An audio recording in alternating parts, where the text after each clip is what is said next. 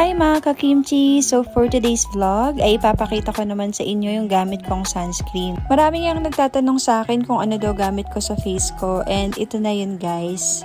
So umorder ako nitong Fairy Skin Serum and Sunscreen. Ito na nga pala yung bagong packaging niya guys and tinted na rin siya with SPF 50 rin. Ang nagustuhan ko sa kanya guys is lightweight siya and hindi siya nagiiwan ng white cast. Di ba yun yung usual problem natin sa ibang sunscreen, nagiiwan ng white cast? Ito maganda siyang gamitin guys and madali lang siyang i-blend. Ipapakita ko sa inyo dito yung difference ng meron and wala. So ito yung part na wala pang sunscreen and ito yung meron. Makikita nyo guys may glowing effect, diba?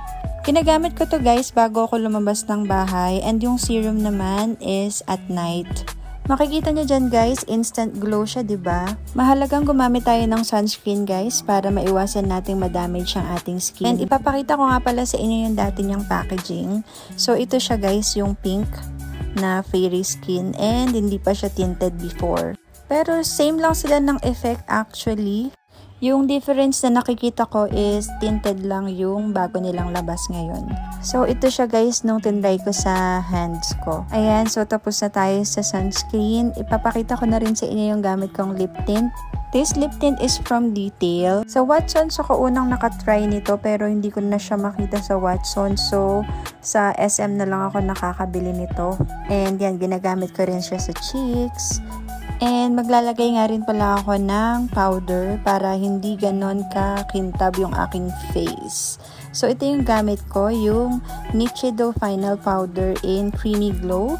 Alam ko marami din may favorite nito sa inyo guys. And kung may iba pa kayong recommended na powder guys, please comment down below. Thank you! Ayan, gumagamit lang ako ng brush para i-apply itong powder. And yan, tapos na tayo sa aking makeup. Yan lang yung aking everyday makeup. And ganito lang yung ginagawa ko tuwing lalabas ako ng bahay. Pag mamamalengke, magti-deliver ng kimchi, para simple lang and mabilis. So, kung gusto nyong umorder ng mga product na gamit ko and kung gusto nyong itry, lalagay ko po yung link sa description nitong video. So, hanggang dito na lang guys. Thank you again for watching. Bye-bye!